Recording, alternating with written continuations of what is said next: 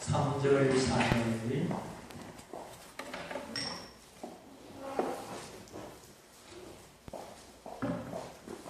사무엘하 16장 3절 4절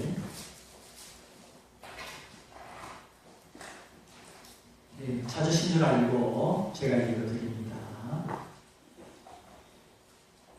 왕이 가로되 내 주인의 아들이 어디 있느뇨?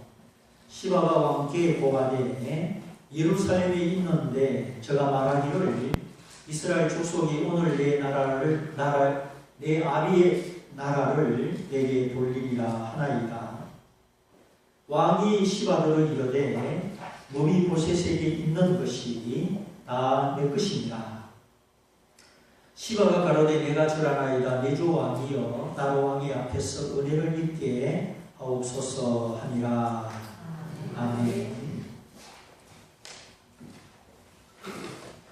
자, 성경을 읽어보면은 성경에 많은 인물들이 나옵니다. 셀 수 없는 수많은 사람들이 나오지요. 저기 용인에 있는 그 계약신학대학교 거기 입학시험은 이런 거예요. 당신이 알고 있는 성경 속에 나오는 사람 이름, 땅 이름을 다 적으시오. 그러면은 성경을 많이 읽은 사람은 많이 적을 것이요. 성경을 많이 읽지 않은 사람은 많이 적을까요? 못 적을까요? 예, 성경을 두루두루 많이 읽은 사람은 창세기부터 머릿속에 쫙 그려가면서 사람 이름, 땅 이름을 막 쓰는 겁니다. 성경을 안 읽은 신학생은 쓸 게 없어요. 그런 시험도 있는데, 그러면 왜 하나님이 성경에 이 많은 사람들, 또 많은 땅 이름, 또 많은 사건, 많은 의미를 성경에 기록하셨을까? 그 사람이 어떤 사람인지, 그 사람의 행동이 어떠한지, 그 사람의 심리 상태가 어떠한지를 보여주므로 이 말씀을 거울 삼아 오늘 내 행동, 내 심리 상태를 보아라 하는 것이에요. 그래서 성경을 읽을 때, 설교를 들을 때 누구 말씀으로 들어야 되는 겁니까? 내 말씀으로, 내 이야기로 들어야 되는 것이죠. 그래서 사람이 등장할 때는 반드시 그 사람의 심리가 나오고 그 사람의 동기가 나오고 그 사람의 행동, 양식이 나옵니다. 성경에. 이 사람은 믿음이 있는 사람이다, 믿음 없는 사람이다. 이 사람은 사랑이 많은 사람이다, 사랑이 없는 사람이다. 이 사람은 어떤 사람이다. 하나님이 그 사람의 모습을 성경에 기록하시고 그 사람의 모습을 이 설교를 통해 보면서 비추어 오늘 내 모습을 보라고, 그래서 예수님을 더 닮아갈 수 있도록 그렇게 성경에 수많은 사람이 등장을 하는 겁니다. 사건마다. 그래서 이제 오늘 그 읽은 말씀 또 밑에 내려가면 시바, 시므이가 나오는데, 시바는 욕심에 매인 사람이라면 시므이는 원한에 맺힌 사람입니다. 그래서 이 욕심과 원한과 욕심, 이 두 가지가 성령의 사람이 아닌 육신적인 사람의 대표적인 특징입니다. 내가 성령 충만하다, 근데 욕심이 있다. 그건 성령 충만하지 않은 거죠. 내가 은혜 충만하다, 근데 원한이 있다. 그건 은혜 충만하지 않은 거죠. 이해가 되시죠? 육신의 사람의 특징은 욕심과 원한이다. 이 두 사람 다 다윗이 피난 가는 길에 등장했다는 것도 똑같습니다.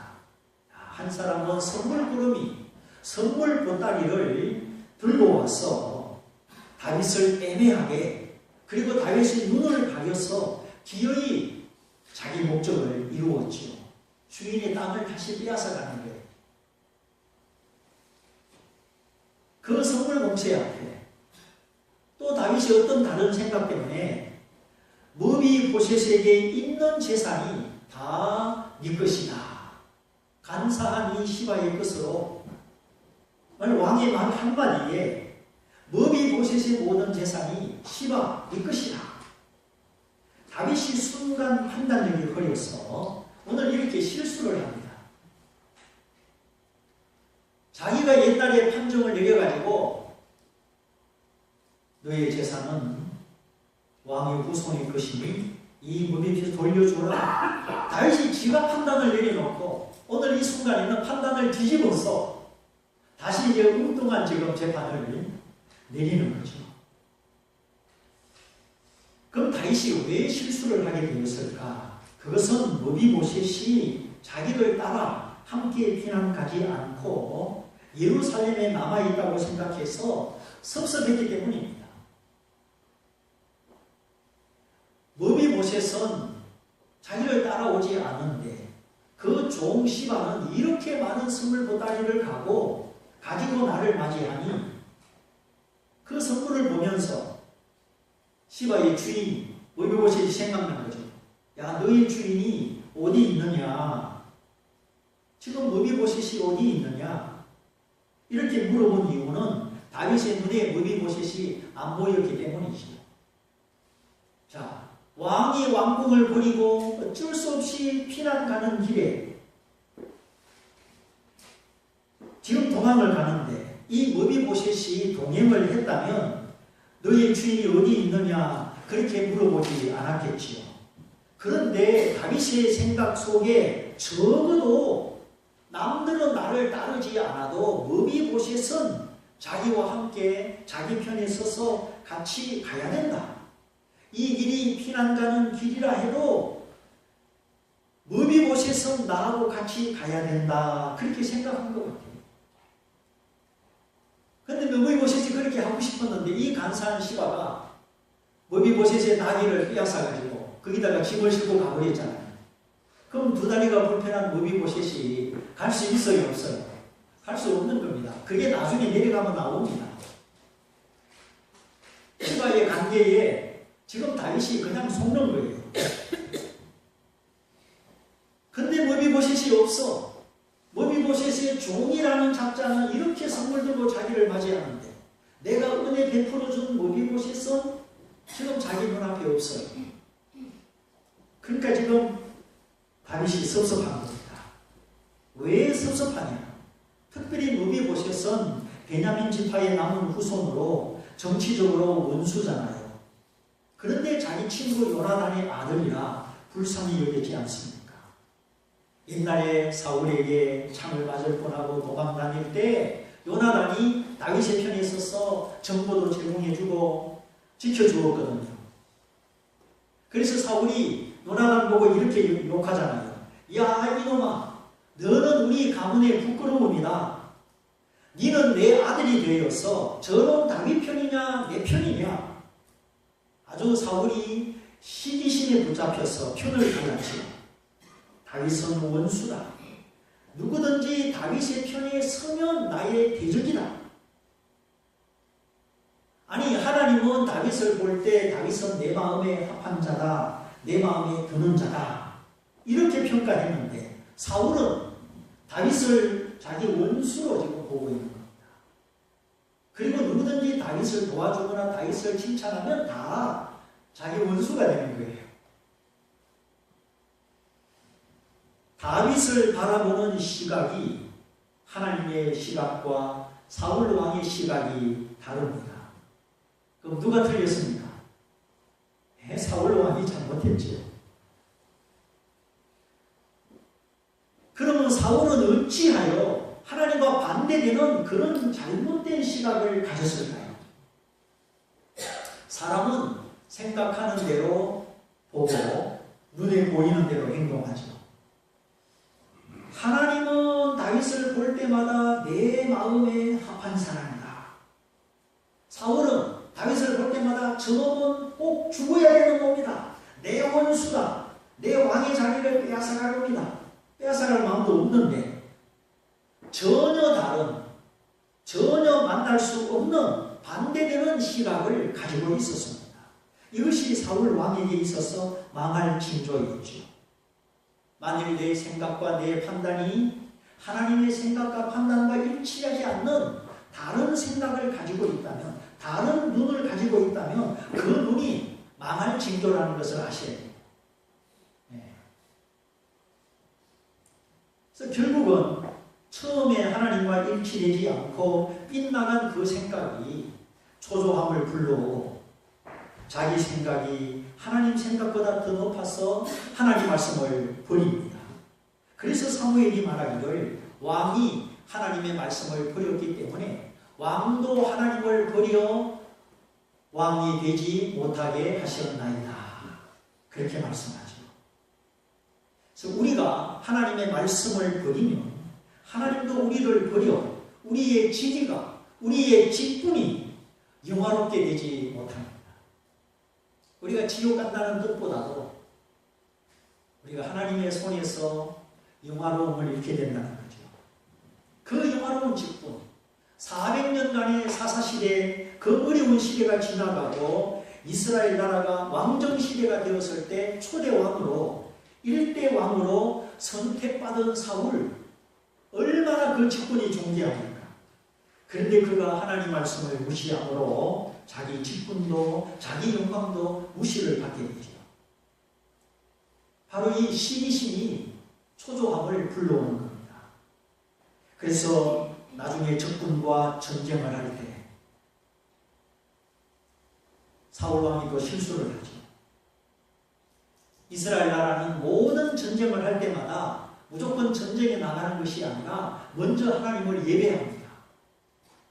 그래서 하나님이 그 예배를 받으시고 예배를 연락하시고 이렇게 싸워라, 이렇게 싸워라, 하나님이 전쟁의 방법을 가르쳐 주십니다.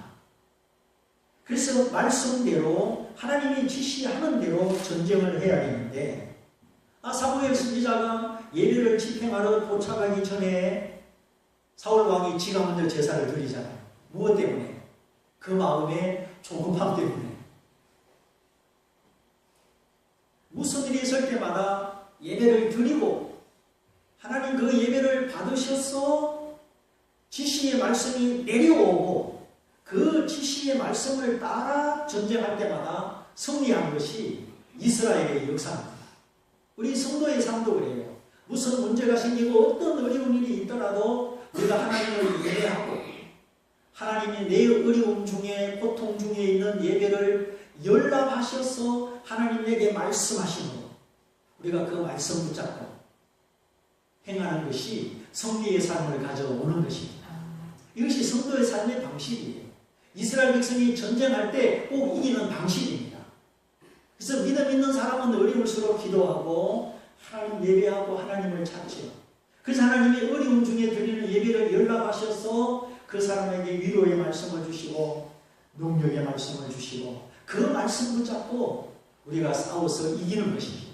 이것이 성도의 삶의 양식이고 이스라엘 백성들이 구약의 전쟁에서 이겼던 전쟁 승리의 양식입니다. 그런데 이 사울 왕은 믿음의 행동이 아닌 인간적인 행동으로 그만 선지자가 도착하기도 전에 자기가 먼저 예배를 드리지요. 초급함이 이런 실수를 가져왔습니다. 아무리 적군이 앞에 있어도 성도의 전쟁은 믿음의 전쟁이요, 하나님께 속한 전쟁이요, 나의 전쟁이 아님을 믿으시기 바랍니다. 네. 우리 전쟁을 바라보는 믿음의 태도, 내게 어떤 문제, 어떤 고통, 어떤 삶이 다가와도 그것은 믿음 안에 있는 것이요, 하나님께 속한 것이요, 그것이 내게만 속한 것이 아닙니다. 우리 영적 전쟁은 하나님께 속하여 있고 하나님은 전쟁에 능하신 하나님이십니다. 우리 삶에 문제가 있고 고통이 있으면 거기 하나님이 함께 하시고 그걸 이기고 넘어갈 수 있는 모든 방법이 하나님 손안에 있는 것이죠. 하나님은 전쟁에 능하신 하나님이시요. 이스라엘 백성들의 모든 전쟁은 이스라엘 백성에게 속한 것이 아니요 하나님께 속한 것입니다. 오늘 성도의 모든 삶이 내 문제만이 내게만 속한 것이 아니요 하나님께 속한 것이요 하나님의 문제예요. 하나님이 함께 풀어가심을 믿으시기 바랍니다. 그러므로 항상 하나님을 모시고 하나님을 앞세우고 먼저 하나님을 예배한 다음 예배 후에 주시는 하나님의 지시와 하나님의 감동대로 싸우는 것이고, 다윗이 모든 전쟁에 승리한 이유가 바로 그것이지요. 여호와여, 제가 헤브론으로 올라가리까 말리이까? 헤브론으로 가라. 거기서 7년 동안 다윗이 왕노릇 하죠. 여호와여, 블레셋 군대가 저렇게 우리를 공격하려고 진을 쳤는데 제가 싸우러 가도 되겠습니까? 그냥 여기 있어야 되겠습니까? 다윗은 일상적인 일도 상식적인 일도 항상 하나님께 물어보는 겁니다. 제가 생각할 때 하나님 앞에 묻는 자세, 하나님을 앞세우는 자세, 이것이 하나님 마음에 합하였다, 그 의미가 아닌가 생각합니다. 하나님을 인정하고 하나님께 묻는 것은 바로 겸손이지요.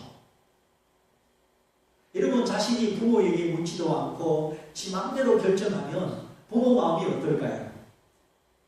회사 직원이 사장님께 묻지도 않고 막 투자하고 회사 돈을 가지고 막 물건을 사오고 그러면 사장님 마음이 어떨까요? 야, 네가 사장이냐? 사장 마음에 합할까요? 안 합할까요? 사장 마음에 합할 수가 없지요.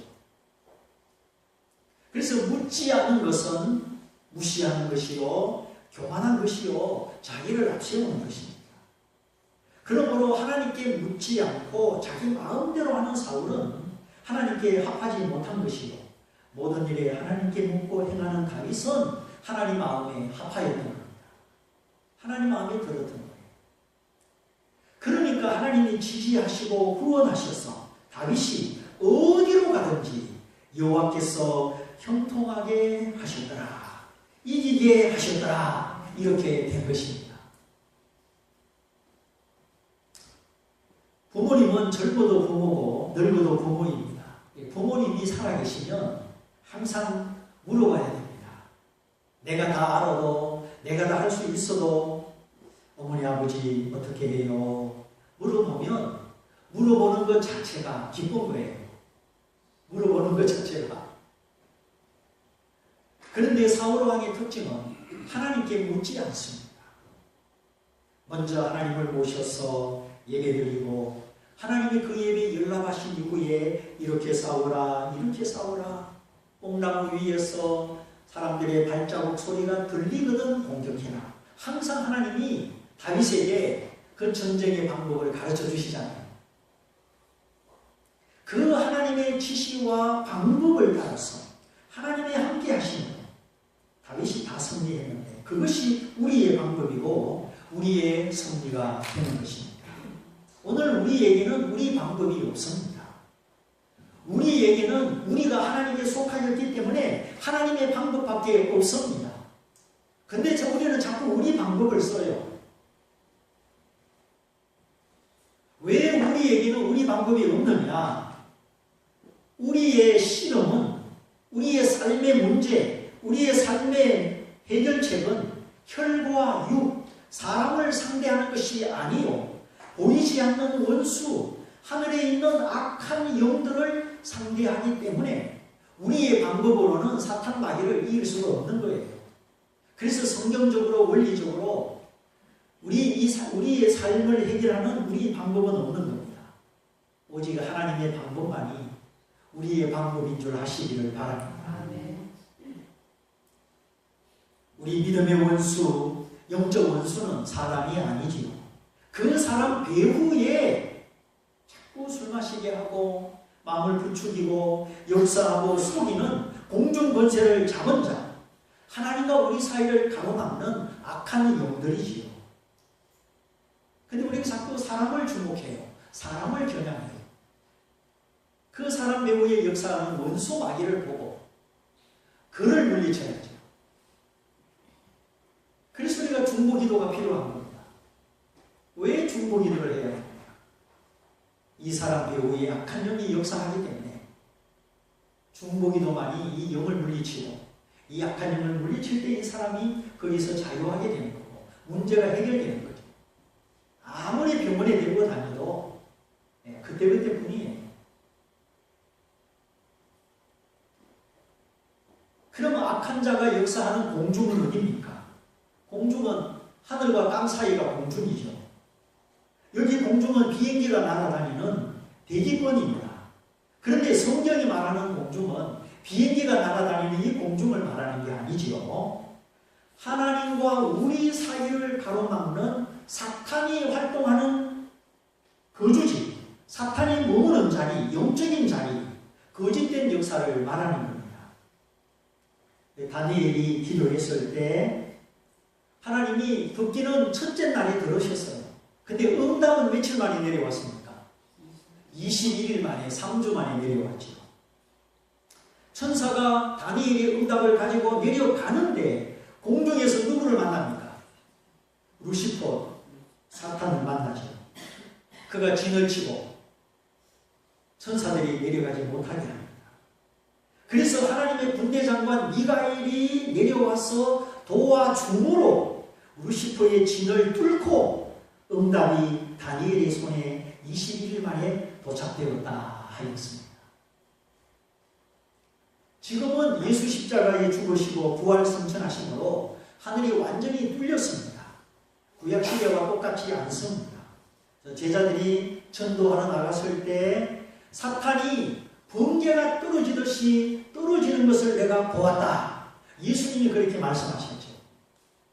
예수님의 이 땅에 오신 이후 사탄은 벌써 떨어진 거예요.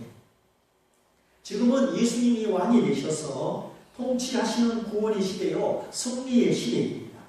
천년왕국입니다. 실제적으로 이 땅에 천년왕국이 있는 것이 아니고 예수님 승리하신 그때부터 예수님 재림하는 이 사이가 하나님의 백성들이 누리는 천년왕국 시대지요. 승리의 시대입니다. 복음 전도의 시대지요. 그럼에도 불구하고 하나님이 승리 가운데 사단의 존재와 활동을 남겨두셨습니다. 미약하게 부분적으로 남겨두셨어요. 그분이 성도들의 각성과 영적 훈련을 위하여 남겨두신 것이죠. 그래서 우리가 아무리 시험이 와도 예수님을 찬양하면, 우리가 예수님의 이름을 높이면 모든 문수는 떠나갈 것입니다. 그러나 우리가 주님을 바라보고 주님을 찬양하지 않고 시기심에 빠져서 조급하게 행동한다면 사탄은 여전히 그 틈을 노려서 우리를 속이고 우리를 사로잡을 것입니다. 분명히 에베소 4장에서 화가 나더라도 죄는 짓지 마라. 해가 질 때까지 분을 품지 마라. 이는 마귀로 하여금 너희로 틈타지 못하게 하려 함이라. 분노는 이 감정에 속한 것이라 순간 욱하고 화가 날 수 있습니다. 여기까지는 괜찮습니다. 그러나 그 화를 조정하지 못하고 터뜨려서 분노대로, 감정대로, 화난 대로 말하고 행동함으로 죄는 짓지 마라 하는 것입니다. 막 운전하는데 갑자기 막 깜빡이도 안 켜고 차 앞으로 확 들어오면은 이놈의 자식! 순간에 막 화가 나고 욕이 나오죠. 그거는 괜찮아요. 그건 감정을 가진 존재이기 때문에. 그러나 그 다음에 막 나도 왜 몰아가지고 앞에 가서 막 차를 꽉 받고 이렇게 감정으로 대응하지 말라는 거죠. 그렇게 나가면은 그건 죄를 짓는 겁니다. 그러므로 분노 중에 화를 내는 중에 말하거나 행동하는 것은 다 죄가 되는 거예요. 분노 중에 행하는 것은. 여러분 그때는 무슨 말이 나옵니까? 화나는 중에 나오는 말이 부드러운 말이 나와요? 칭찬하는 말이 나와요? 독한 말이 나오죠. 비판하는 말. 누구 닮아가지고 막 깎아내리고 욕하는 말, 과장된 말, 헤어지자, 상처 주는 말, 이런 소리가 나옵니다. 분노 중에는 좋은 말이 나오지가 않습니다. 자문의 양약과 같이 선한 말, 치료하는 말이 있지요. 근데 분노 중에는 그런 말이 안 나옵니다. 치료하는 말이 아니라 아프게 하고 상처 주고 인격을 파탄시키고 인격을 침체시키는 그런 말이 나옵니다. 예수님 부활 성천하시고 성령이 오셨는데도 분노하면 죄를 짓게 되고 죄를 지으면 악한 자 사단이 틈을 탄다 하였습니다. 여기 틈 탄다는 말은 사탄이 공격할 수 있는 기회를 준다 그런 뜻이에요. 사탄이 공격할 수 있는 기회, 사탄이 더 파괴적으로 활동할 수 있는 문을 열어준다는 거예요. 마귀로 틈탈 기회를 준다. 파수꾼이 매수되어 성문을 열어주면 어떻게 되죠? 적군이 그냥 성 안으로 밀고 들어오는 거예요. 화가 나더라도 죄는 짓지 말라. 해지기 전까지 정리해라. 그렇지 않으면 사단이 공격할 수 있는 문을 열어주게 된다. 화를 많이 내고 잠을 자면 꿈자리가 이상해요. 벌써. 그렇다면 분노만이 사단이 공격할 수 있는 문을 열어주겠습니까? 낙심도 사단이 틈을 탈 수 있는 문입니다. 미워하는 마음도 사단이 공격할 수 있는 열린 문입니다. 교만도 사단이 공격할 수 있는 문입니다. 시기심도 사단이 공격할 수 있는 문입니다. 하나님께 물어보는 다윗과 달리 조급하고 초조하고 자기 마음대로 행동하는 사울, 그의 모든 행동의 시발점은 시기심이라는 거예요. 사울은 천천히요, 다윗은 만만히로다. 다윗이 골리앗을 죽였을 때 이스라엘 처녀들이 소고치고 노래를 불렀죠. 사울은 천천만큼 위대하고 다윗은 만만만큼 위대하다. 그 말인데, 비록 사울 왕이 다윗보다 작게 여긴 바 되었지만 그날의 승리는 다윗 때문에 일어났기 때문에 어쩔 수 없는 겁니다.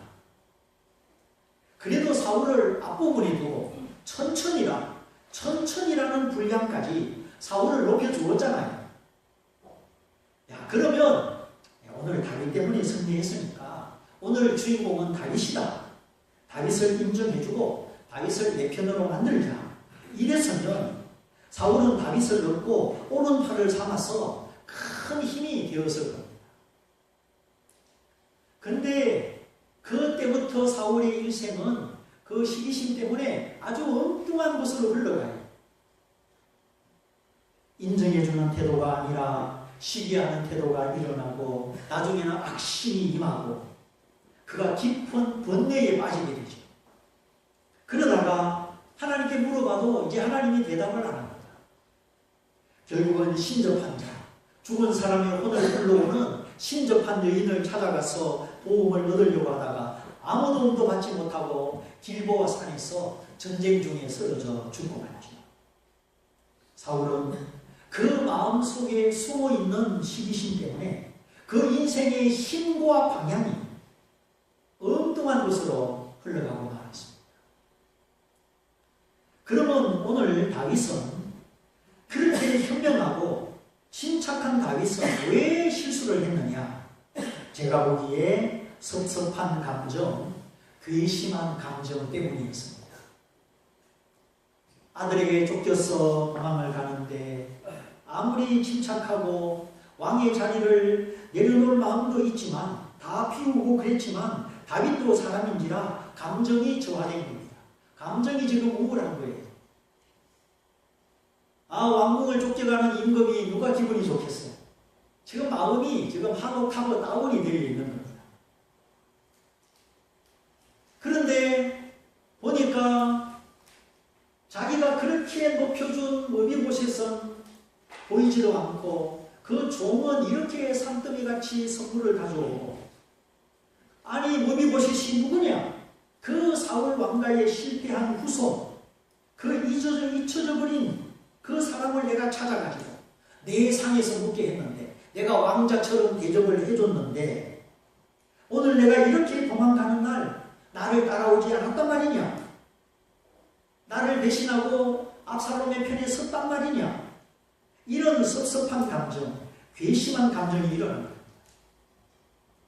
물론 그게 사실이 아니지만 시바가 그렇게 거짓말을 했지요. 성물 공세를 하면서 너의 주인이 어디 있느냐? 아, 예루살렘에 있는데 오늘 이사 이 잊어버린 나라를 나에게 돌릴 때라고 합니다. 오늘 내가 왕이 되겠다고. 그런 말을 하지도 않았는데 머비보셋이 시바가 그렇게 거짓말로 모함을 한 것이죠. 그래서 시바는 성물 공세를 하고 머비보셋을 모함할 때 다윗은 그만 판단력을 잃어버린 것입니다. 시바야, 머비보셋의 것이 다 네 것이다. 다윗이 하지 말아야 되는 말을 여기서 하는 거야. 하지 말아야 되는 말을. 참 인간의 자비, 인간의 긍휼이 하나님처럼 무한하지 않음을 보여줍니다. 지가 한때는 불쌍히 여겼어.